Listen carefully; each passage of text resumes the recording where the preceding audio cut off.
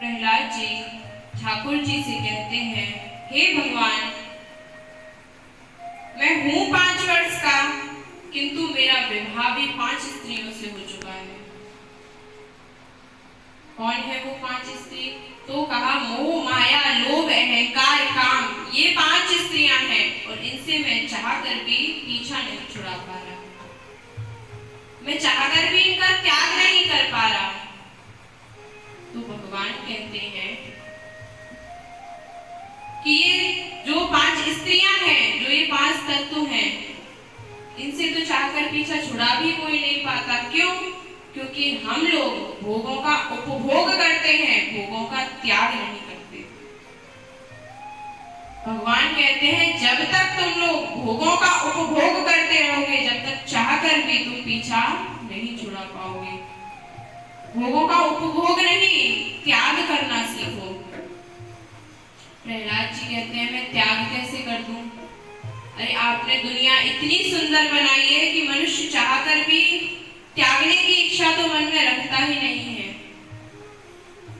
सब इतना सुंदर बनाया है, त्यागने की इच्छा मन में आती ही नहीं है। तो भगवान कहते हैं, मैंने दुनिया इसीलिए सुंदर नहीं बनाई थी कि तुम मुझे भूल जाओ, मेरा भजन करना बंद कर दो या मनुष्यों को परेशान करने लगो, उग्र कर्म करने लगो। मैंने तो दुनिया इसीलिए सुंदर बनाई थी, इतनी सुख सुविधाएं तुम्हें इसीलिए दी थी कि मेरा भजन करने में तुम्हें कोई दिक्कत ना हो। लेकिन तुम गलत फायदा उठा रहे हो, तो हम क्या करें? तो प्रहलाद जी कहते हैं कि भगवान, हमने मान लिया कि आपने दुनिया इसीलिए सुंदर बनाई कि भजन करने में परेशानी नहीं हो, तो ये 5 तत्व क्यों बना दिए जिसमें मनुष्य उलझकर आपको भूल जाता है? तो भगवान कहते हैं कि मनुष्य हमेशा दूसरों को बदलने में लगा रहता है। हमेशा कोई भी चीज को हमेशा लेने की दृष्टि से नहीं देखना चाहिए, भगवत दृष्टि से देखना चाहिए। हमेशा देना ही देना, लेना है तो वो सिर्फ हरि का भजन है। भगवत दृष्टि से बदलो। भगवान कहते हैं, दुनिया को बदलने में मत लगे रहो, खुद बदलो, अपना नजरिया बदल दो, दुनिया अपने आप बदल जाएगी। एक बार राजा की बेटी खेलते खेलते महल से बाहर चली गई। वन में जाकर उसके पैर में कांटा लग गया। वो रोते रोते राजमहल में आई। राजा ने जैसे ही उसके पैर में कांटे को लगा देखा तो उसने कहा सैनिकों से कि पूरे राज्य में, पूरे नगर में सारी सड़कों पर चमड़ा बिछवा दो, जिससे मेरी बेटी के पैरों में आगे से कोई कांटा ना लगे। सैनिकों ने राजा के सामने तो हाँ कर दिया कि हम बिछवा देंगे। अब वो सैनिक जो थे वो मंत्री के पास आए कि पहली बात तो इतना चमड़ा आए कहां से?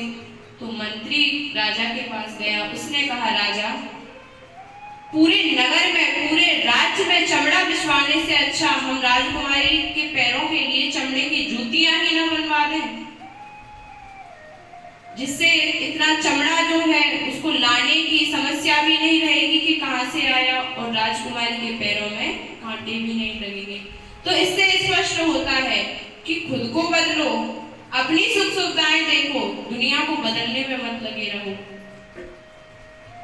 तो प्रहलाद जी कहते हैं कि ठीक है, हमने खुद को बदल दिया, लेकिन ये जो मोह है, माया है, ये बदलने नहीं देती। तो भगवान ने कहा, बदलने क्यों नहीं देती? अपने अंदर त्याग की भावना तो रखो। जहां जाते हो वहां माया में फंस जाते हो, भजन करते ही नहीं हो। अरे ये जो सत्संग नाम का जो छोटा सा शब्द है, इसे अपने मन में नहीं, हृदय में नहीं, तो एक बार त्वचा से ही हल्का सा स्पर्श करा के देखो, कितने सुख की अनुभूति होगी। हमेशा सत्संग करना चाहिए, भजन करना चाहिए, जिससे भगवान जो मोह माया होते हैं उनसे सुखदेव जी ने क्या किया? बाल अवस्था से ही वो वन में चले गए। उनके अंदर त्याग की भावना थी, इसीलिए वो आज भगवान के पद पर पहुंच गए। ध्रुव जी के हृदय में त्याग की भावना थी, इसीलिए वो भगवान की गोद में बैठ गए। तो हमेशा सत्संग करना चाहिए।